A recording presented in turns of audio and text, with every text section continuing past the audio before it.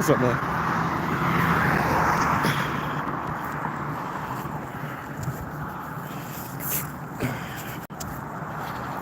So yeah, good morning, good morning, good morning, good morning. So yeah, I saw this story. And I wanted to come on. And give my little 2 cents. My little 2 cents about it. You know, driven the turnpike, north, south, far as north you can go, south, far as south you can go. I drove the turnpike, and when you, regardless, regardless, I understand, sympathize. Prayers go out to the families of the people that died in the accident. But one thing how, in my opinion,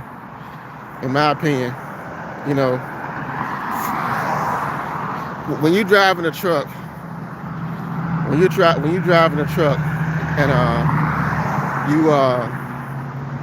you miss a stop, you're in a hurry. For one, because you're driving, you gotta get there by a certain time. For one, and not only that, you gotta get there by a certain time, but you only got a certain window on your clock. So knowing that, a lot of times when you're on these highways, especially on the turnpike, you may, if you pass your stop, it may not be another stop, another turnaround for the I don't know, maybe like 10 miles, maybe 5 miles, 10 miles. And so if you press for time, then you're gonna try to turn around where you can turn around at. So in that instance, I understand, because I've driven and I got in trouble when I used to drive over the road, especially when you, like, in these states where you don't know where you're going. And they say he came from California, so I can understand coming from California, not familiar with Florida, and miss your turn, you're gonna try to turn around.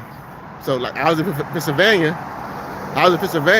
and where I was going, where I was headed, if I make a U-turn right there and turn around, I was gonna go into a community where the trailer was gonna be too high, and it can cause an accident, even me going through where I was going through. So I had to make a U-turn and turn around, even knowing that I'm gonna get in trouble. I possibly can get fired. But when I talked to my driver leader, I told him, I said, man, if I had kept straight, I'd have went into this area where that was gonna cause an accident anyway. So I had to turn around. The GPS sent me somewhere where sometimes the GPS is wrong. Sometimes it sends you to an area where you need to turn around, and that's what you have to do. But even with the this exercise, that's all, no specific place.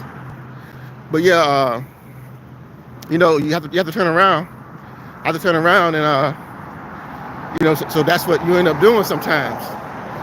So as a driver, I understand.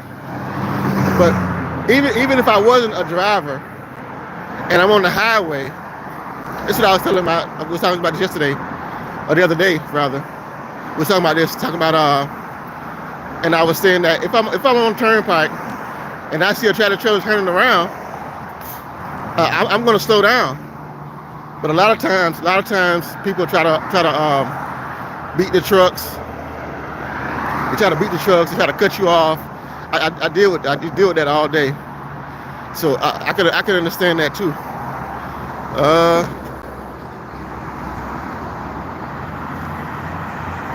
Oh yeah, I know. Trust me, I know. But I tend to walk every day. If you're just not watching my video, I tend to walk every morning. At least I try to. So usually I'm up earlier, but today I kind of overslept. But yeah, I usually walk early in the day. Early in the morning rather. you know, especially But I know people crazy. Trust me, and they'll hit you and keep going.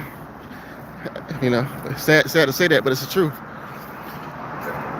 But yeah, you have to be sympathetic with both sides, and not a new law. But I was saying that law and this guy turning around had nothing to do with him speaking proficient English or not. Whether he speak English or not, any driver would do the same thing. If you press for time, you in a hurry, you're gonna try to make a U-turn if you can, and turn around and go the opposite. If you miss your turn, turn around and go back the other way. So you press for time already because you probably behind. He was probably behind.